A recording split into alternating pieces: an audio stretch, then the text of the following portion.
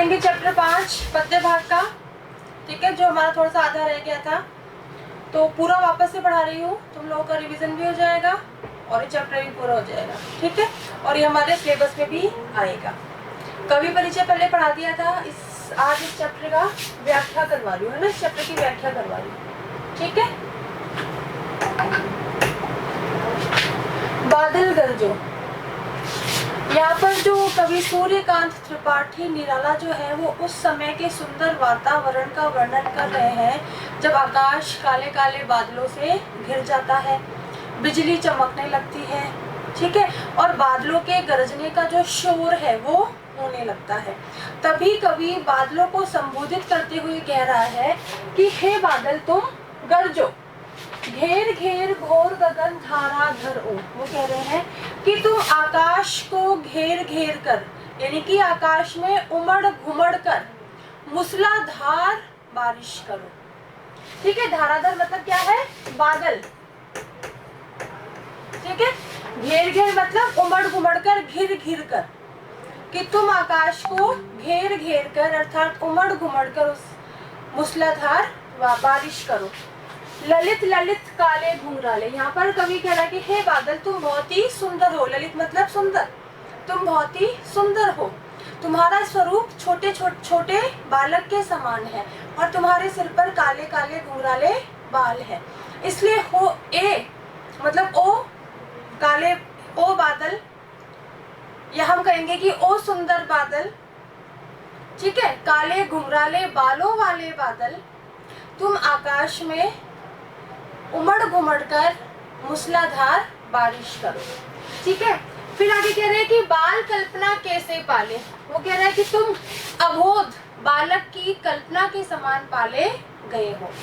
फिर विद्युत छवि उर्मे, तुम अपने हृदय में बिजली की शोभा को धारण करो। कवि नव जीवन वाले, तुम नवीन सृष्टि करने वाले हो अर्थात जल रूपी नवीन जीवन प्रदान करने वाले हो। ब्रज छिपा, तुम्हारे अंदर वज्र की शक्ति छिपी हुई है।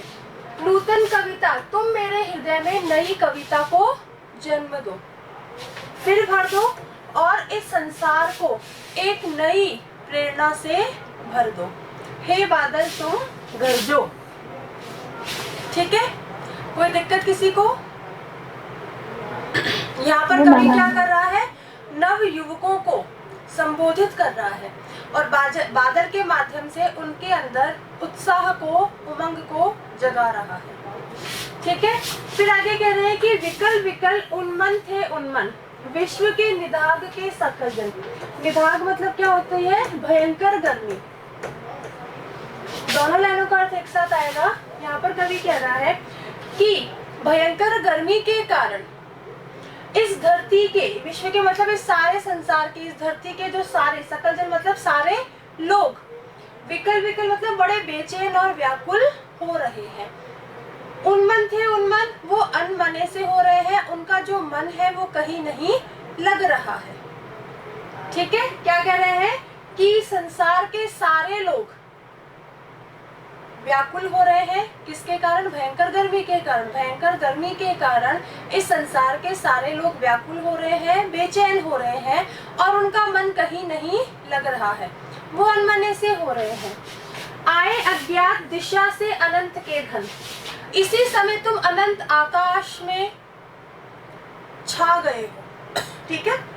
यानी कि इसी समय तुम, अज्ञात दिशा से मतलब इसी समय तुम ना जाने कौन सी दिशा से आकर इस आकाश में छा गए हो, ठीक है। फिर कह रहे हैं कि तप्त धरा जल से फिर शीतल कर दो। यहाँ पर कवि कह रहा है कि हे बादल तुम इस तपती हुई धरती को, किससे तपती हुई? गर्मी से, इस भीषण गर्मी से तपती हुई धरती को फिर से बरस कर शीतलता प्रदान कर दो।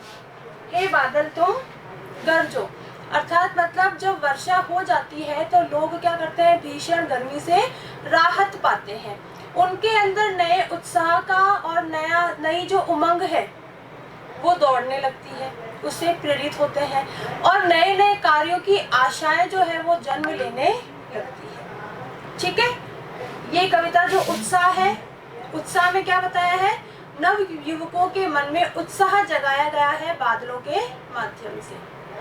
ठीक है, आज हम इतना ही पढ़ेंगे। Okay, bye.